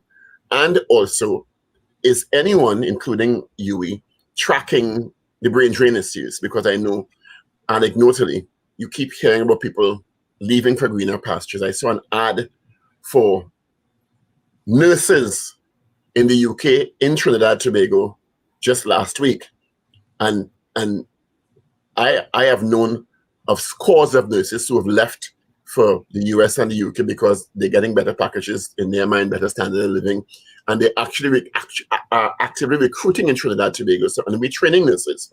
So if we keep training people and losing them, then we're losing money and human resources. And the issue of people trained at a postgraduate level holding clerical jobs is another issue, because they get frustrated and they leave also. Yes, two direct pointed questions there. In terms of underemployment, that is a real issue in the Trinidad and Tobago economy. And prior to last year, if you look at the trend from the CSO in the Handbook of Key Economic Indicators and Financial Statistics, you would see the unemployment rate amongst people with university training has been on the rise. And I suspect that the amount of university graduates that had to go into areas other than their field of specialty in order to be absorbed would also have been high, which is the type of underemployment you sort of mentioned. And given a 17% contraction in real economic activity between 2015 and 2023, that doesn't surprise me, and it should surprise no one. Some people, when they cannot get a job, they have to make do in the economy and get some basic amount of salary in order to subsist. In terms of the brain drain, well, I checked the murder level just before I came up. I saw Express front page. Someone sent a picture of the Express front page, and in the top right-hand corner, it was posted at 466 people as compared to 477 last year. And how can you blame a young professional for being scared of a murder level like that? I mean, I am here. I have been here all my life, and I'm entrenched here. So it's difficult for me to hide from the murder level in another country. But a young graduate may see that murder level and decide, listen, I can't take it here no more. I can't fight with home invaders. I can't deal with this level of crime. And if they get lucrative option, and you mentioned nurses, I did some work for the Pan American Health Organization and the World Health Organization in 2005. And since that, it has gotten even worse. And the pull on our nurses and our teachers and our educated folks are very high. In fact, somewhere in an Inter-American Development Report, the name of the report is the Caribbean in Sclerosis. It stated that 79% of tertiary education graduates from Trinidad and Tobago migrate. Now, let's say that number is wrong, because I think it's wrong. Let's say 79% is really 39%. 39% is a huge number still. And so it's something we must be concerned about, Paul, because when you look at our remittances, it's low in comparison to other countries. So it's not as if you export talent and you benefit from remittances to compensate the economy. It blows all around, and therefore we have to continue to try to build on this return to economic growth in the economy, and at the same point in time take an explosive, aggressive approach towards crime. Perhaps, if I had a decision making, say I would have set a 100-day plan and try within that 100-day plan to put in place certain measures and to ensure But do you think that the state of Trinidad and Tobago, meaning the government, is focused enough on that brain drain as a serious issue? Because as you said, even if it's 30% and not 79%, that's a lot. Multiply that by 10 years. That's a lot. It is a lot. It is a lot. And when you consider I think it was you who mentioned the resources that go into training these people, the traffic light, the primary school education, the water. I mean, our water may not be the best, but we pay for it, the health system, everything. Then that's an enormous shift in capital from our country to another country at a time when we are at a low level of economic activity. The long and short, though, is that to reverse that, we need to continue the growth momentum that has restarted in the economy, and we need to address crime, in my opinion. When I talk to university students in various places, it's kind of scary to hear some of their responses as relates to crime. People are scared, people are worried, and that's why I think we need something like a 100-day plan. Let us see in 100-day plan how we could stop or bring this down to 10% of the current level. It's doable, but in my opinion, and we need some drastic intervention. What about the issue of the agricultural sector? And people keep saying it's a $5.5 to $6 billion food import bill, but I understand it's closer to $7 billion now. So instead of going down, it's going in the direction we shouldn't want it to go. But I think it's being kept there to service some people's business models, quite frankly. But I shouldn't say being kept there. I think it's happening because it services some people's business models. Well, I don't know about that, but what I would say is that the jump from about 5.6 billion to 7 billion is something that we definitely have to put high on the radar of public policy intervention, because we don't have foreign exchange as we used to, and therefore, as food import rights increases, it puts a strain on our foreign exchange position. And what I would say is that some of this is not surprising. The classic way the Dutch disease or the mechanics of a petroleum abundant economy works is there are two labor flows. One, when the boom in the energy sector takes place, as it did between 1996 and 2014, and then again to some extent in 2022, you would have workers leaving the agricultural sector and going to work in other sectors, services and manufacturing and whatever. And when the state or the government receives money from the energy sector and start to spend it in the economy and build Hayat and the highway to Point 14 and other type of interventions, workers would again leave the agricultural sector and go and work in these sectors, so that the agricultural sector employment gets a double blow. So today, in order to reduce that food import bill, we need a conscious block of interventions that targets the labor force, strengthen the labor force in that sector, and also all the issues that we discussed in the past, right here, Paul, about land tenure and the various things. I remember once you rattled out a whole list. And even I have a headache. And while, to me, incremental progress has been made, I still don't think the kind of, and this may be a really simplistic analysis of it, but when I look at the budgetary allocations, agriculture is always second or third from the bottom. Yes, one thing I want you to bear in mind about agriculture, though, I looked at real output per worker in agriculture, manufacturing, and energy. And output per worker, real output, which removes the effect of inflation, is 1/10 that of manufacturing. So that if you put more workers into agriculture without increasing output, you stagnate the economy in the long run and actually slow down growth. So in order to get more workers in agriculture, you also have to change other factors that will increase the productivity of agriculture, like change the variety of seeds and the different things that. But is it about more workers or different approaches? Because more workers suggest that it had to be in a big open field somewhere in the Hudson. When you look at the Brazilian super farms or across South America in particular, or the other innovative areas, sometimes in North America, it is not as labor intensive as it is technology and innovation intensive.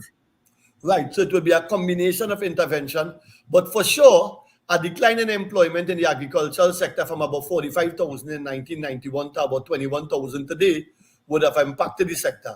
What I'm saying moving forward is, even if you could only retain 20,000 workers, you need to change the setting in which agriculture takes place in order to increase output per worker, or else we would end up with same old.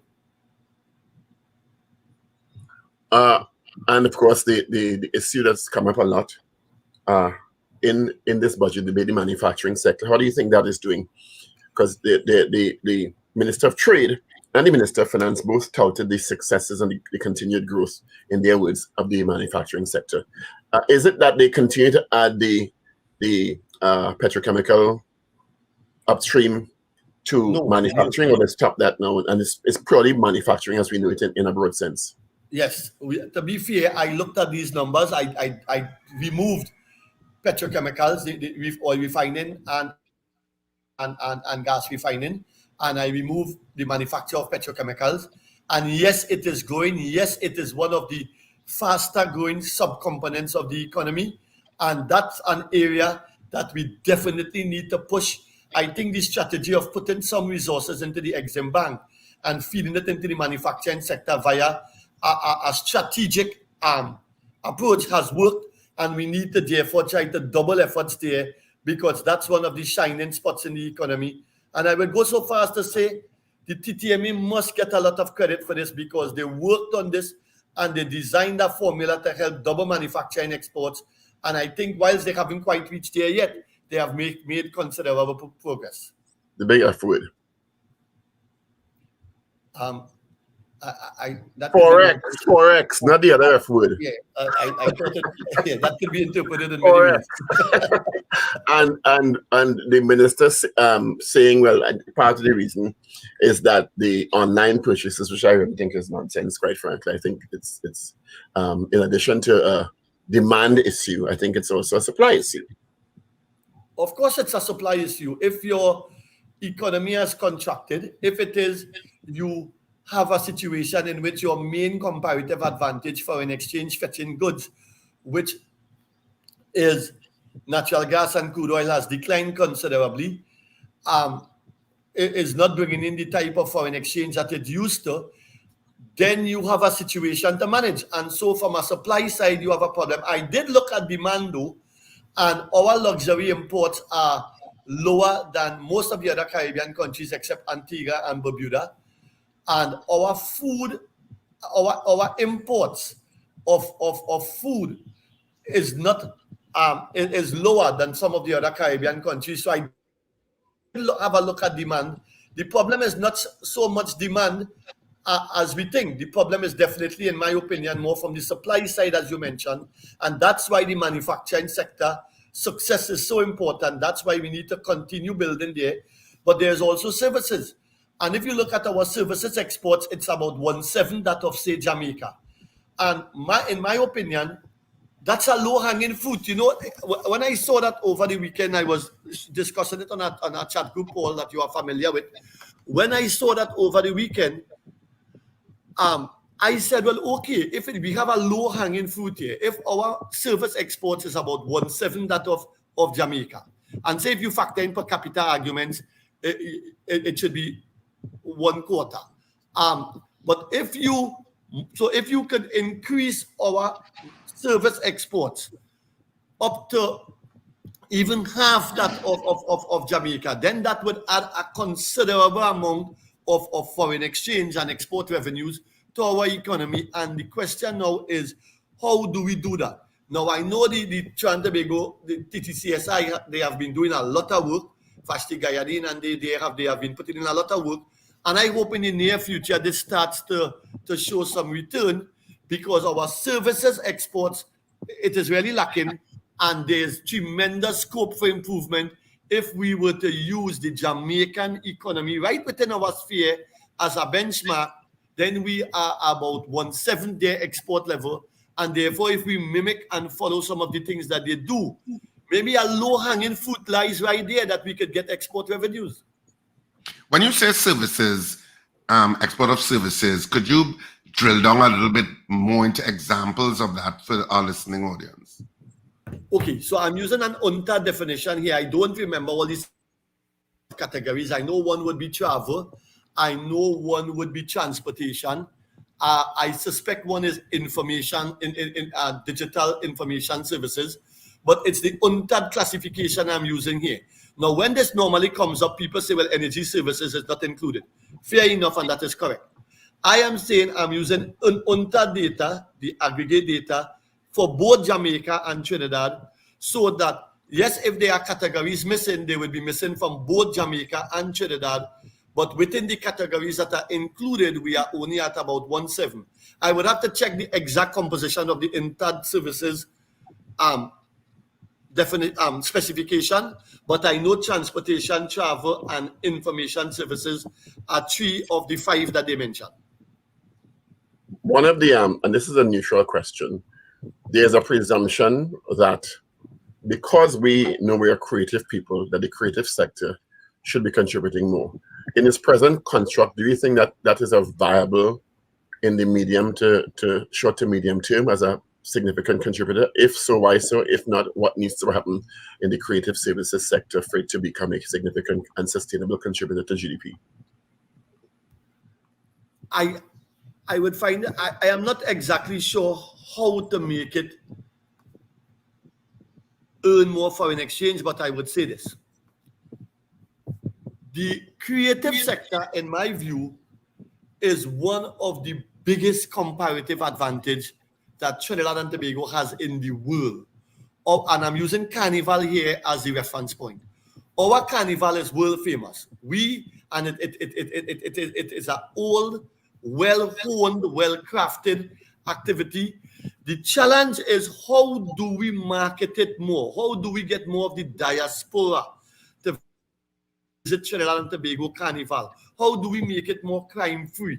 How do we make it a more year-long event? But that's why I asked the question in its present format, because yes, we know we have a great carnival, but and this is a really, not trying to be disrespectful, who wants to buy it in its present form? Who? Well, the who is there. There are quite a few people that come to see our carnival, so that is self-answered. The question that you perhaps may be asking is, we're talking about experientially or watching it, because they can get it for free now online. No, experientially. Quite a few people do visit Trinidad and Tobago, and if you look at the CSO data, you will see that. Okay, and I want to visit, and I Google Trinidad and Tobago, and I see high crime rate. Right, that is the challenge. So that if we take the creative sector importantly, then we would know, and if we were to add on to that generalized investment, then we would know that the Minister of National Security becomes the most important line minister in this country. And we therefore need to lobby the Minister of National Security more and more in order for us to get better outcomes on the crime front, because it's affecting our stock of foreign exchange in different ways.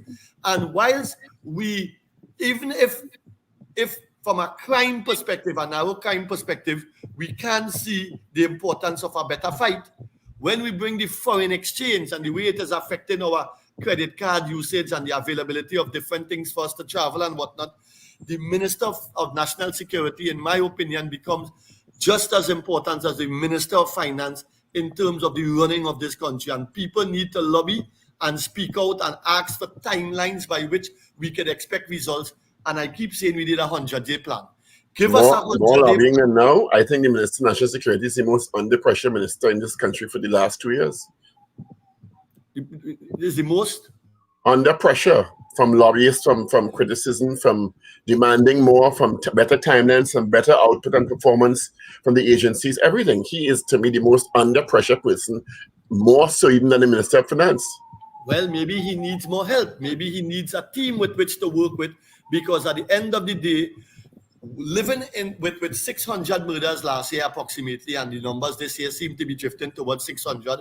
And if you look at the World Development Indicators, that ranks you at 7th in the world in terms of intentional homicides per 100,000 people.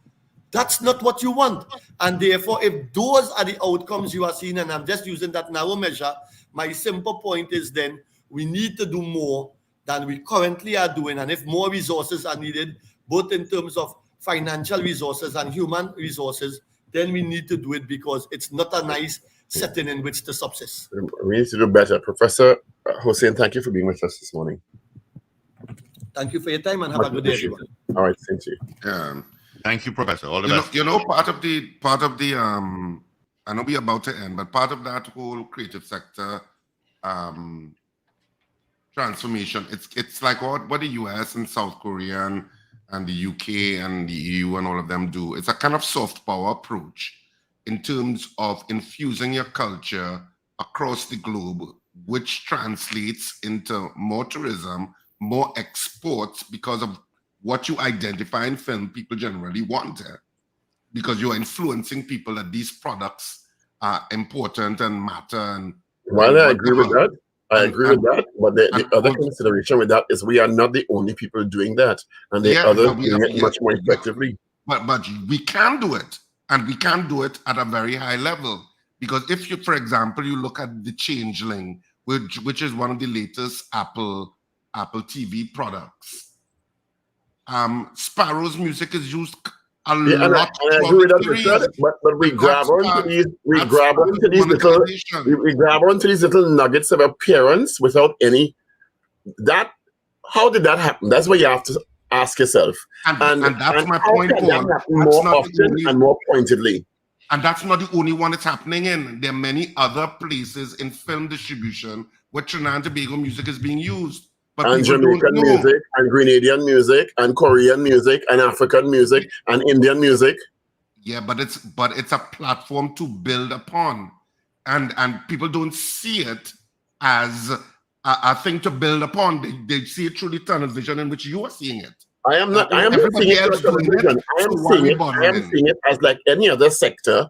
That if you think just because we alone have intentions of doing it, others are doing it more effectively and Right, getting more but we results. are not even paying attention to it. That is the And point. so we're saying the same thing, that it is not just about us understanding that we are creatives.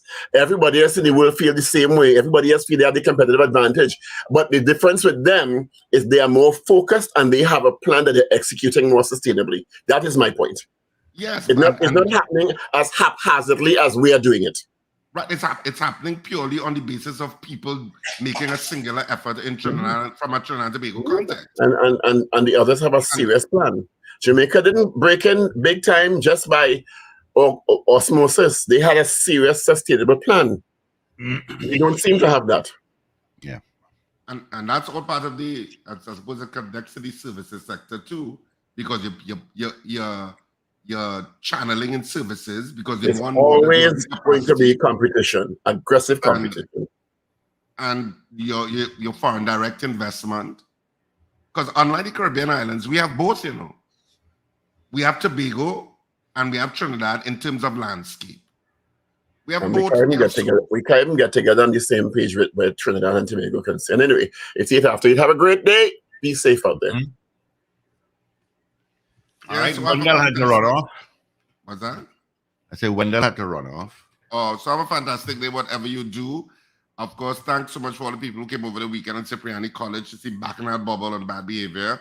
Of course, this weekend, we have Nikki Crosby, her 50th, and her final shows this weekend. This is it. If you don't see it this weekend, that's it. It's done.